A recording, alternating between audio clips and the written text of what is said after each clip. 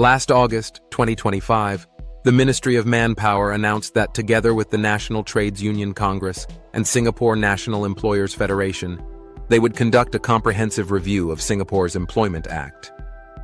This is major news, as the Employment Act contains the rights and responsibilities that employers and employees have in Singapore. So what does this spell for your SME? The Employment Act review doesn't just examine the current laws. As Singapore's main labor law, the Employment Act directly affects how you manage your workers. This is regardless of whether you run a small startup or a fast-growing enterprise. The upcoming review aims to modernize and strengthen employee protection. It's a great step forward for more fairness in the workplace. But for small business owners, it also means change.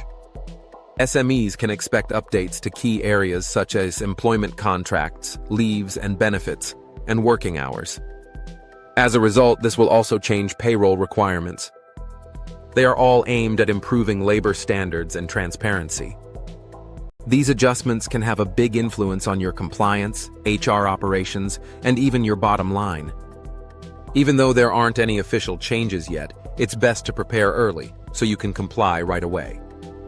This way, you avoid penalties and keep your employees' trust.